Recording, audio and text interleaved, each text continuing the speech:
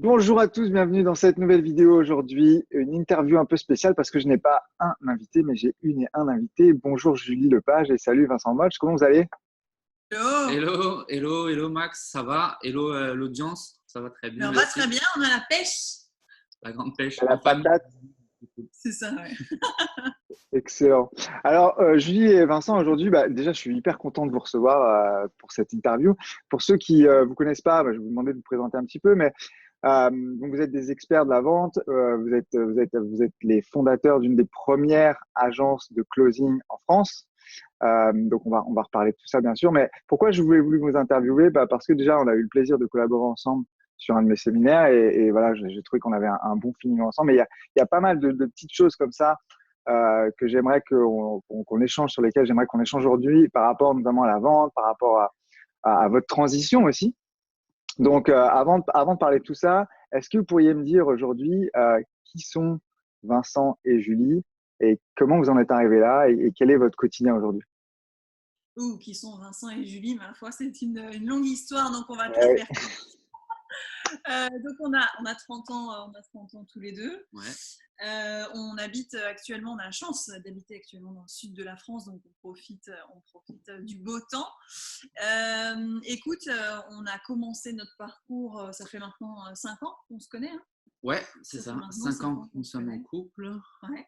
Donc on a commencé notre parcours dans l'hôtellerie-restauration, ce qui n'a absolument rien à voir avec la vente, enfin en tout cas ce qu'on fait actuellement. Et puis je pense qu'on en reparlera, mais c'était clairement pas le lifestyle ni l'idée d'une carrière sur le long terme, en tout cas qu'on voulait. On s'en est rendu compte tous les deux. Et puis maintenant, on a le plaisir d'être entrepreneur depuis à peu près 1 an. Donc on a le plaisir de pouvoir maintenant faire à peu près, entre guillemets, ce qu'on veut. Et puis, surtout, on va devoir s'adapter de nouveau à une nouvelle situation, puisque en octobre, on aura le plaisir d'accueillir notre premier enfant, puisque je suis enceinte de 7 mois. Donc voilà, des nouveaux challenges à venir. C'est ça. Notre quotidien, c'est justement ce que disait Max, c'est l'agence Closer Evolution. Donc on est ce qu'on appelle des high ticket closers. Donc on est en fait les bras droits des entrepreneurs, des coachs, des speakers, consultants. On les aide à vendre leur offre haut de gamme. Et on gère justement des closers. Donc, on n'est pas juste nous au téléphone pour nos clients. On gère aussi une équipe de 12 closers maintenant. Donc, on est parti de zéro il y a 6 mois et aujourd'hui, on gère une équipe de 12 closers. Et donc, notre quotidien, c'est téléphone, réunion, coaching de nos équipes. Voilà, lancement, on aide les entrepreneurs à se lancer, à augmenter leurs ventes, à scaler. Et avoir plus de temps pour aussi faire ce qu'ils aiment, de ça. rien. On pourra parler Excellent. de délégation. Ouais, on va parler de tout ça. En tout cas, c'est super intéressant que vous partagiez ça. On va revenir sur la vente, on va revenir sur ce que vous faites, au quotidien. Mais avant, je serais intéressé de savoir qu'est-ce qui a fait que, bon, déjà, vous êtes un couple, donc il y avait comme deux personnes à faire évoluer vers une autre carrière, on va dire. Qu'est-ce qui a fait que on passe de professionnel de l'hôtellerie à closer, c'est quand même pas banal, tu vois.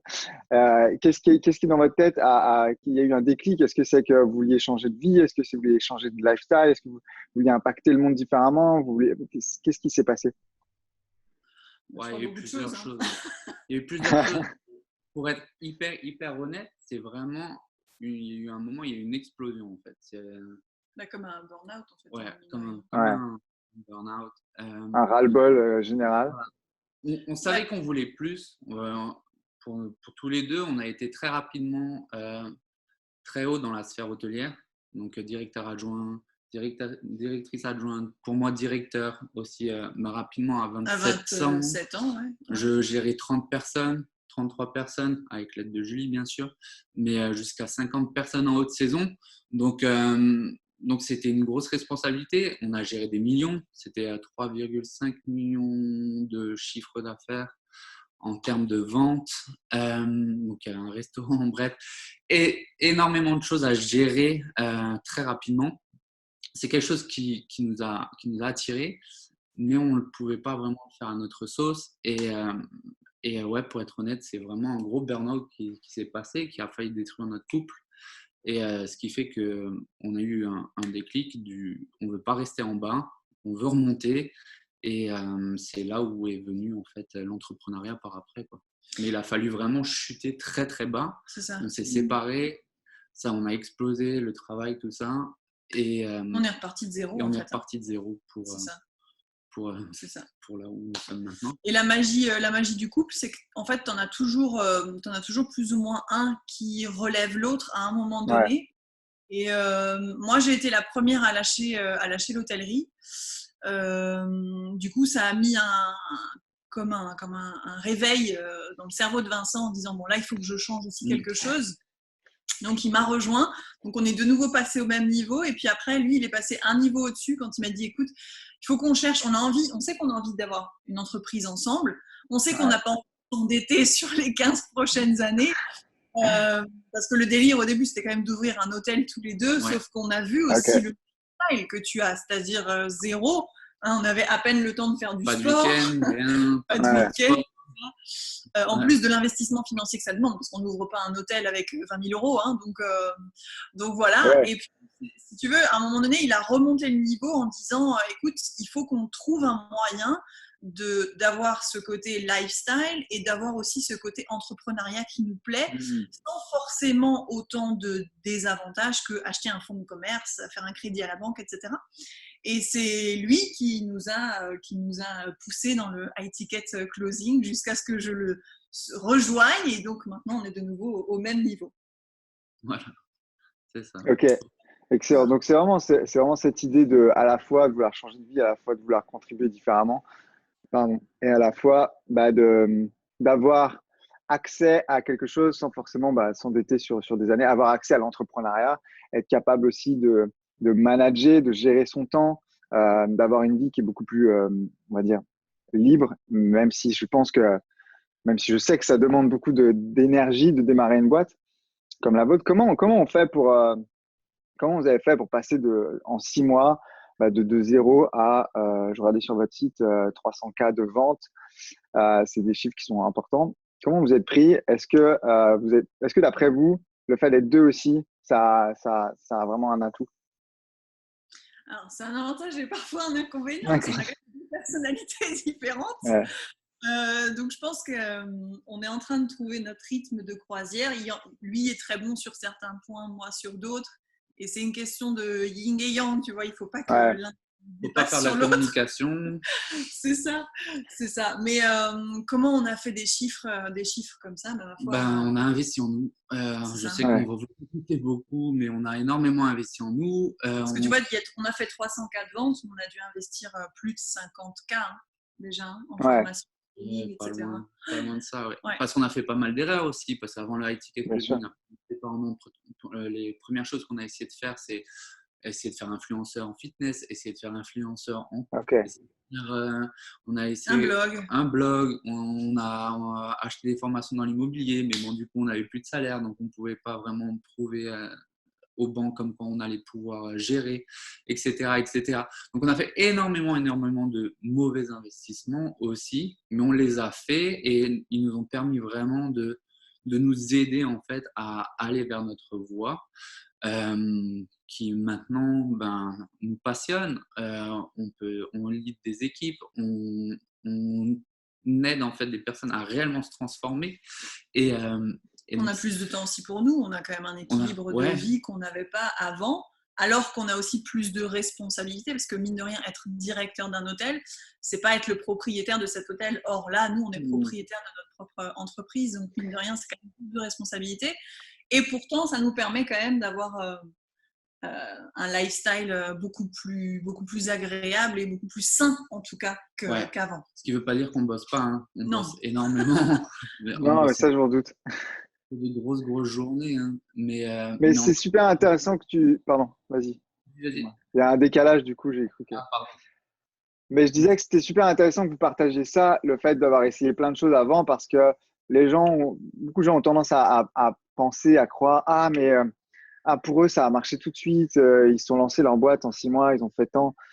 Sauf que ce que les gens savent pas, c'est que derrière, il y a peut-être un an de d'essai, 2 ans d'essai, des galères, des échecs. Et ça, c'est super intéressant que vous le partagiez, en fait, parce que ça montre aussi que ce sont ces expériences-là, mis bout à bout, qui vous ont apporté euh, bah, des expériences, des apprentissages qui ont fait que derrière, vous avez pu aller beaucoup plus rapidement lors de ce projet-là.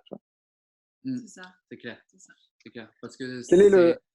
Ouais, vas-y. Ah non, vas-y. Non, parce que je disais justement, c'est 5 ans, pendant 3 ans, on a été à gérer des équipes, à gérer des millions. Donc, si tu veux, aujourd'hui, quand des personnes viennent vers nous et qu'ils ont 100 cas à gérer par mois, on sait comment ça marche. Et ça ne vient pas de nulle part, ça ne vient pas juste d'un cours, d'une formation. Il y a de l'expérience derrière. Et ce que vous voyez chez les gens, voilà, je ne parle pas pour toi, Max, mais ce que vous voyez derrière la réussite de Max, c'est pareil, c'est des tonnes d'erreurs, des tonnes d'investissements en argent. Mais il faut passer par là. Enfin, moi, je connais personne qui est venu, qui a fait claque. Du premier coup. Non plus, je connais pas. En revanche, je connais personne non plus qui n'a jamais réussi sans persévérer. Enfin, je connais personne qui a persévéré et qui n'a pas réussi. Donc, ça fait aussi partie du game que d'essayer des choses, même si ça fonctionne pas. Je voudrais parler un petit peu de vente avec vous. Déjà, quel est le meilleur closer des deux?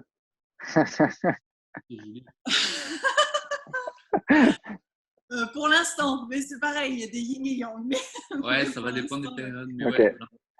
D'après vous, c'est quoi les bonnes attitudes, ou en tout cas les bonnes attitudes d'un bon vendeur?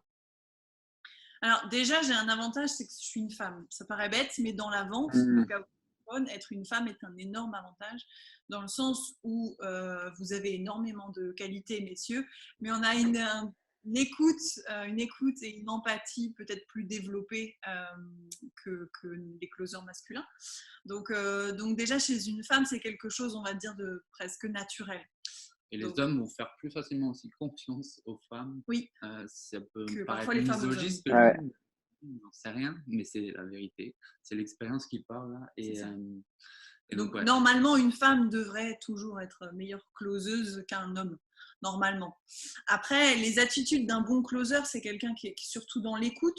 Ouais, qui est dans l'écoute. C'est déjà quelqu'un qui doit être aussi passionné par le produit qu'il vend que le coach qui a créé ce produit. C'est quelque chose que lui-même aurait pu acheter, enfin qu'il aurait pu acheter pour lui. C'est quelque chose dans lequel il doit vraiment croire à 100%. Et c'est quelqu'un surtout qui est dans l'écoute active. C'est quelqu'un qui s'intéresse vraiment à la personne. Il n'est pas là pour vendre. Il arrive qu'on refuse de vendre à certains clients parce qu'on a détecté que à travers les questions qu'on lui a posées, c'était pas forcément la meilleure chose pour cette personne-là à ce moment-là. Donc un closer, c'est pas quelqu'un qui est là pour vendre, c'est quelqu'un qui est là pour mettre la meilleure solution en face du problème du prospect qu'on a au téléphone. Ouais. En fait, la bonne attitude, c'est de revenir à l'étymologie du vendre que j'avais mis sur un post il n'y a pas longtemps. Ouais. En anglais, sell, sellan, et qui veut dire en fait donner. Et pour vendre, il faut savoir donner.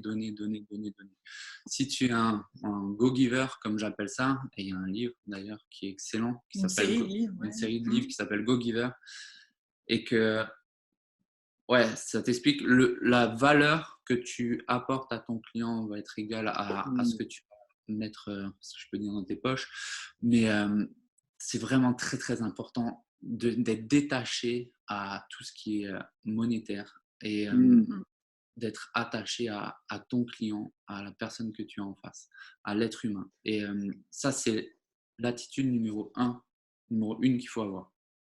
C'est ça. Tu n'as pas besoin d'avoir de technique, de quoi que ce soit. Tout ça, ça sert à rien si tu n'es pas quelqu'un d'empathique, si tu n'es pas quelqu'un qui est là pour donner. Toutes tes techniques que tu peux apprendre vont servir à rien si tu n'as pas ça. Pour moi. Yes. C'est intéressant que tu dis ça parce que, bon, déjà, il y a une chose, c'est ce que j'avais remarqué, moi-même d'ailleurs, je l'avais auparavant, c'était que je nourrissais la croyance que vendre c'est mal, je vais arnaquer les gens, Qui suis-je pour vendre, etc. J'ai construit tout un tas de croyances autour de la vente qui faisaient que quand j'avais quelqu'un, un prospect au téléphone, ben, je faisais un transfert de toutes ces croyances-là sur lui et en fait, j'étais centré sur moi, sur mes craintes, sur mes peurs, il va pas m'acheter. Et en fait, finalement, j'étais totalement désolidarisé de la personne, en fait.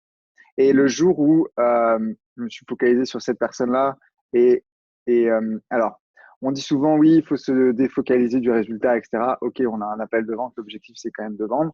Donc, c'est un peu, faut un peu vigilant avec ça. Mais le simple fait de se focaliser sur la personne, sur ses besoins et de l'écouter, comme tu le disais, et surtout de bien identifier quels sont ses besoins et ses difficultés, je trouve que en fait, ça apporte tellement de la valeur à la personne sur le moment que la vente, elle se fait pas dans la force, tu vois. Et je trouve que c'est intéressant que tu partages ça parce que beaucoup de gens ont peur de ça, ont peur de vendre. Et nos clients, quand ils rentrent, c'est toujours un sujet un peu tabou, la vente. Là, je les vois, ils font ah non, mais. Et en fait, finalement, quand on leur explique le processus et qu'on casse certaines croyances par rapport à ça, ça fait une évolution, quoi. Donc, vous étiez là à mon séminaire, j'avais raconté, mais pour moi, c'est des croyances et des méthodes. Tu parlais que les méthodes n'étaient pas super utiles. Je pense qu'elles ne sont pas utiles tant qu'on n'a pas compris le principe de donner et d'apporter de la valeur à la personne, quoi qu'il arrive, avant de lui vendre quoi que ce soit. C'est clair. Exactement. Donc, Mais après, c'est clair que le processus de la vente est important parce que, comme tu dis, il faut faire attention à ça parce que c'est clair, le résultat reste quand même important. Mais si tu identifies dans l'appel justement que la personne a besoin de ton produit pour transformer sa vie, mais là, c'est ta mission, mais c'est ton unique mission de vie dans c'est cet toi. appel. Et c'est l'enjeu de la vie de la personne en face que de la closer et que de prendre son argent et que de l'aider à transformer sa vie. Ça devient ton unique et seul objectif et tu ne dois pas lâcher la personne. Là, il faut vendre. Enfin, il faut vendre, enfin, il faut la closer sur le fait que tu peux l'aider. Et si là, tu ne l'aides pas, tu vas être d'accord avec moi, ben, c'est pas juste que tu ne vas pas avoir de l'argent, mais c'est que tu vas faire une non-assistance à personne en danger, en fait. Comme ça, tu dois te positionner. C'est cette attitude-là que tu dois avoir. Parce que du coup, si tu la laisses avec ses peurs, avec ses croyances limitantes de bip, de merde, et ben, Ça a sonné au même moment.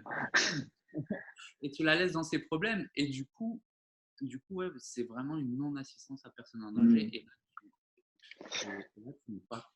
Je vois ça aussi comme pour les personnes qui nous regardent, qui sont en train de se lancer dans la vente par téléphone ou qui ont déjà commencé et qui ont des difficultés. Euh, En fait, j'ai une anecdote parce que hier, j'ai vécu un appel de vente. J'ai moi-même fait un appel de vente pour justement intégrer un groupe d'entrepreneurs de haut niveau, un groupe mastermind. Et ce que j'ai repéré, en fait, c'est que, un, c'était pas du tout pushy. Et deux, c'était vraiment orienté pour m'aider à prendre une décision. C'est-à-dire que c'était pas genre je te laisse et sens-toi mal avec ta décision, parce qu'en fait, c'est ça la difficulté aussi quand on s'engage dans quelque chose, c'est d'aider les gens à prendre la meilleure décision pour eux. Ça peut être non, ça peut être oui, il n'y a aucun problème avec ça. C'est juste que moi, ce dont j'avais besoin, c'était qu'on m'aide à prendre la bonne décision. Et pour m'aider à prendre la bonne décision, j'avais besoin, oui, qu'on réponde à mes questions, mais qu'on vienne identifier mes points de douleur et qu'on y réponde, tu vois. Et en fait, que je sois rentré ou non dans ce groupe-là, que je signe ou non, j'avais déjà retiré beaucoup de valeur juste avec cet appel-là parce que ça m'avait déjà, un, aidé à y voir plus clair et deux, m'a pas laissé dans la nature, tu vois. M'a juste aidé à prendre la bonne décision pour moi. Et j'aurais pu répondre non, tu vois. Mais quoi qu'il arrive, je trouve que la valeur aussi se trouve dans l'aide à la décision. Exactement. C'est ça. Exactement. Oui, parce C'est que quoi les... Pardon, vas-y. ça fait peur que d'investir, je ne sais pas, pour certaines personnes, 2 000 euros, 3 000, 5 000, 15, 20, 35 000, comme certains de mes appels. Ça fait vraiment peur. C'est beaucoup d'argent. On a des familles, on a des bébés qui arrivent. Enfin, on a peut-être des autres investissements. Plus rien n'est vraiment stable. Plus rien n'est vraiment très certain. Et donc, tu dois aider justement Ouais. ton prospect à passer ses peurs et à lui montrer la certitude qu'il va pouvoir y arriver. Mais ça, c'est du coup à ton boulot. Et ça peut que arriver si tu es dans un état, si tu es là pour donner et non pas juste pour recevoir. Exactement. Détacher Julie, de la... Vincent, c'est quoi Julie comme Vincent d'ailleurs, c'est quoi les deux erreurs que vous avez faites au début qu'il faut vraiment éviter?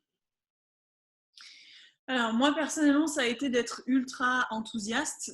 J'ai la chance de, comme je te disais, de closer pour un package que j'aurais moi-même aimé acheter avant de faire mon burn-out. En tout cas, ça m'aurait évité de faire mon burn-out.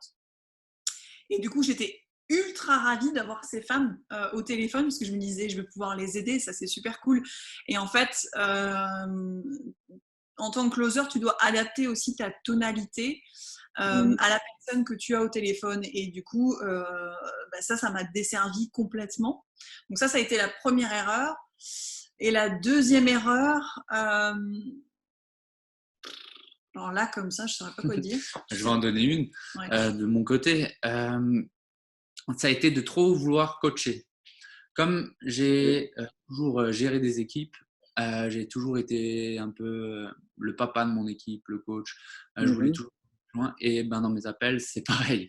Je me suis senti à l'aise dans le produit tout de suite. J'avais compris la démarche et je me suis dit, tiens, je vais essayer d'apporter un max de valeur dans l'appel et de les coacher. Et ça m'a toujours desservi parce que certaines personnes se sont presque dit, écoute, c'est bon, merci, j'ai le plan. Bonne journée, au revoir. Bonne journée, allez, au revoir. Super.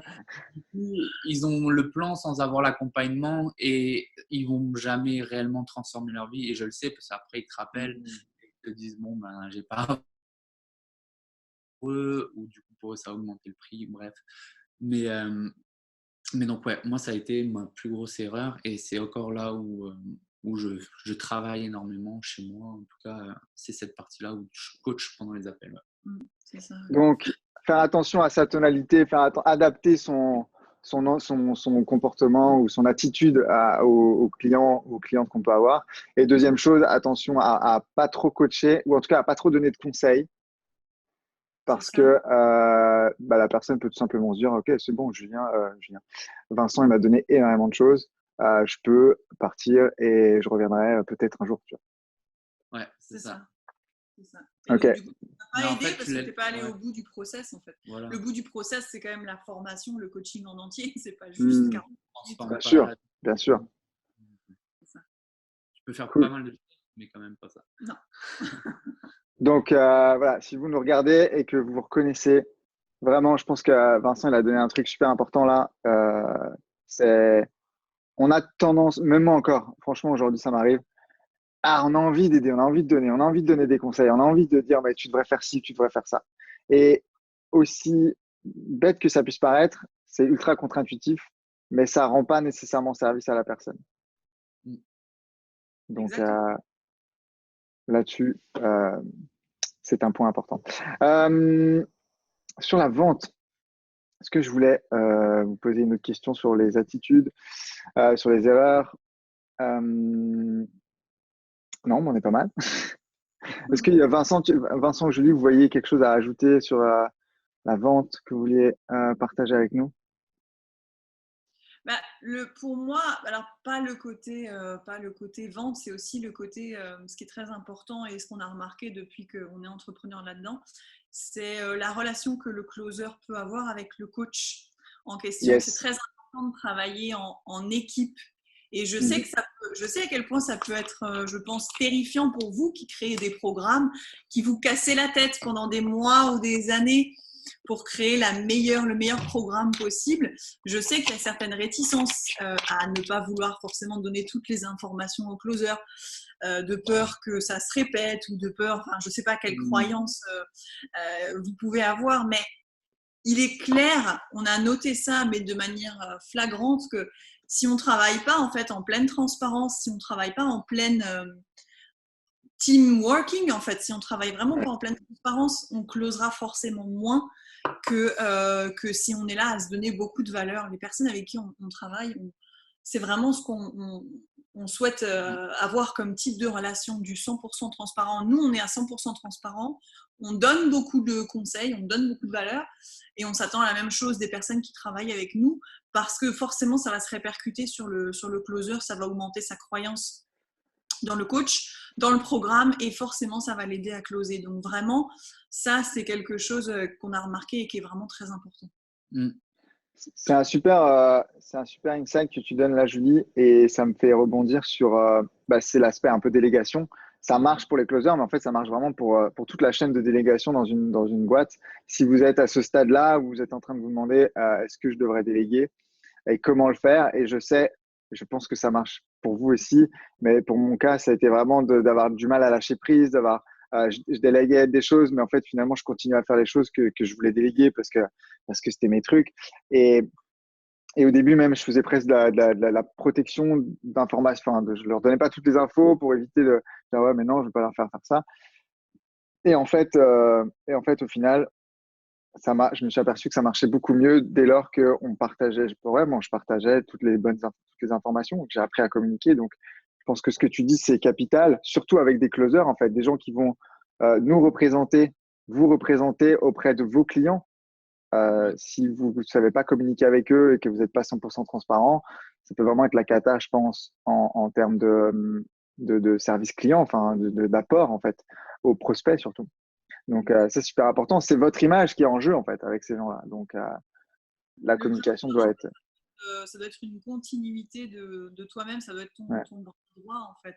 C'est sûr que il faut que le closer s'adapte à la personnalité du coach, mais pour ça, c'est vraiment un travail d'équipe en fait. Hein. C'est vraiment... Ouais, et ça me fait rebondir aussi sur quelque chose parce que comme tu as une audience très. Alors, excuse-moi, j'ai juste enlevé les notifications que j'avais oubliées. Non, c'est pas ça. Ouais, excusez-moi. Du coup, c'est un closer, un commercial, un vendeur, vous l'appelez comme vous voulez, un high ticket closer. C'est vraiment pas un magicien. Donc, oubliez pas de savoir vendre par vous-même au départ et d'être dans un peu une sécurité financière dans le sens où un closer va avoir forcément besoin d'un temps d'adaptation.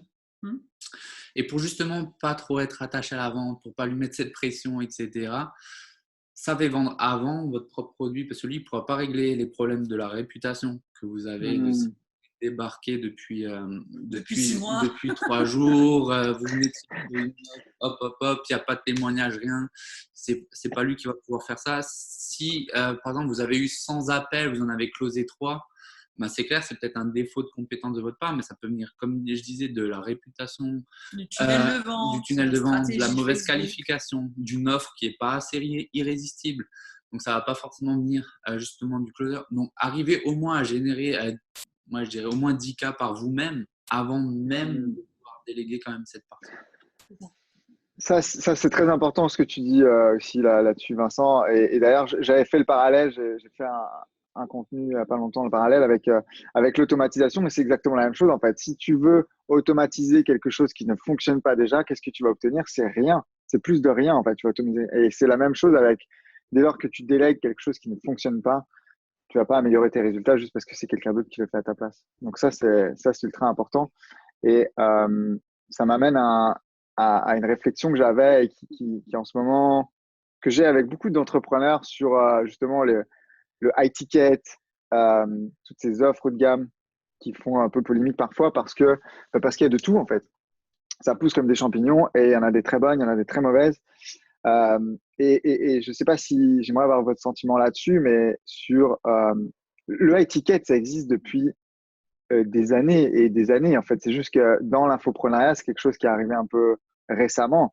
Mais faire des offres à plusieurs dizaines de milliers d'euros dans des entreprises, c'est quelque chose qui est banal et qui arrive tous les jours depuis 100 ans, quoi.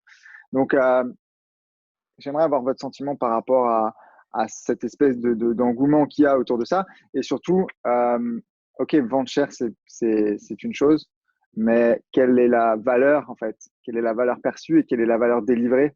Et surtout, enfin, pour moi en tout cas, accorder énormément d'importance à la valeur délivrée. La valeur perçue est importante, mais on oublie bien souvent la valeur délivrée. Et aujourd'hui, on a un peu de tout. Du coup, je trouve que ça porte préjudice un peu au marché. Je veux savoir comment vous voyez un peu les choses, vous, de votre côté.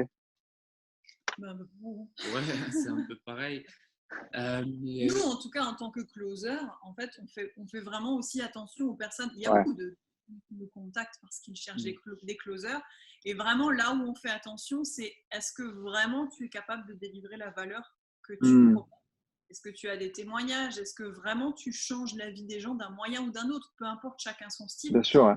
Son package. Mais l'important, c'est comment tu as défini ton prix et est-ce que vraiment tu délivres la valeur de ce que tu prétends dire? Parce que c'est clair. Nous-mêmes, on n'a pas envie de closer pour quelqu'un pour qui 50% des clients sont insatisfaits. Ouais. Donc, c'est clair que le high ticket, oui, mais délivrer la valeur, c'est finalement encore plus important, quoi.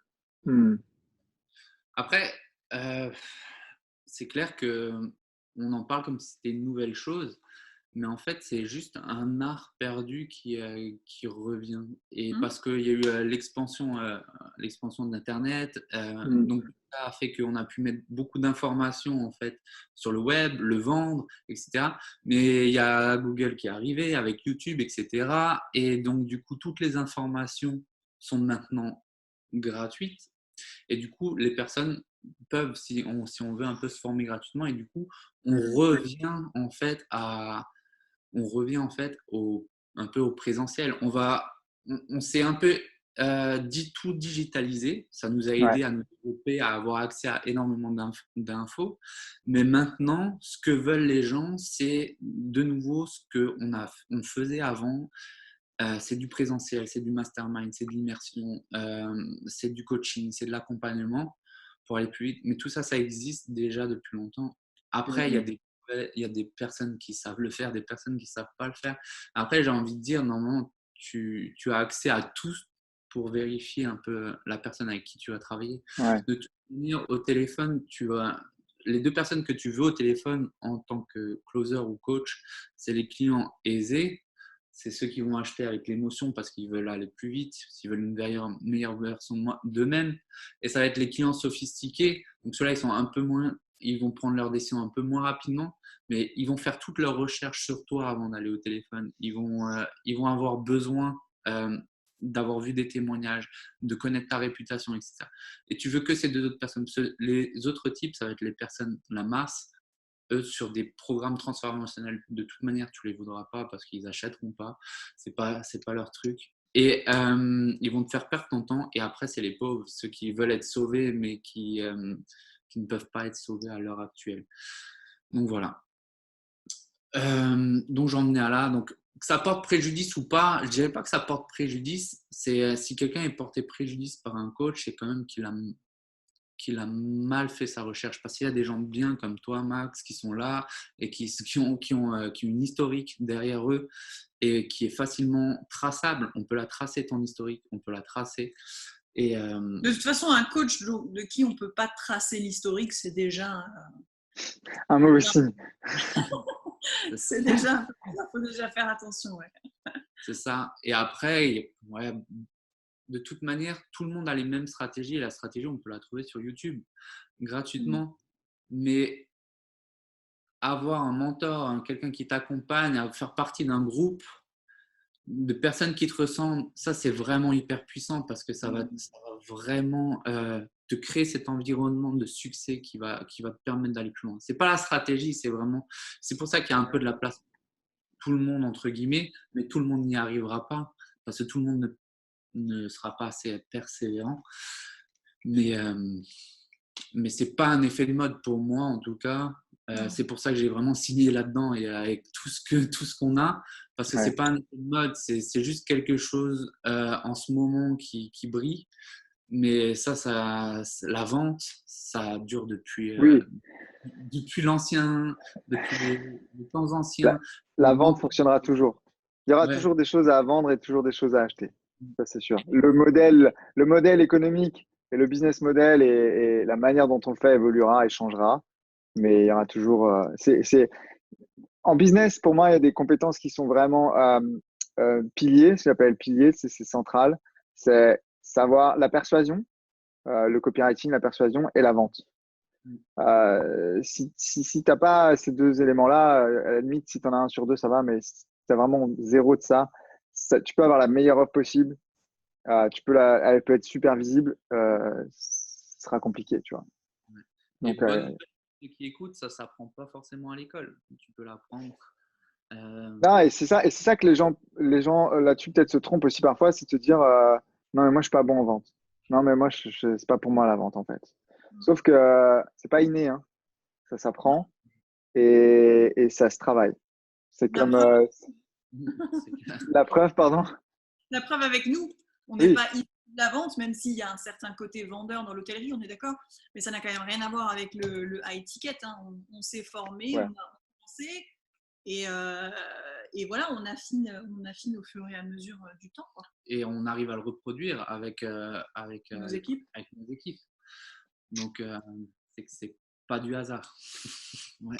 Top. Bah, écoutez, merci beaucoup pour ce partage sur la vente. Je voulais vous interroger aussi parce que c'est rare que j'ai deux personnes en interview en même temps, de surcroît une petite famille.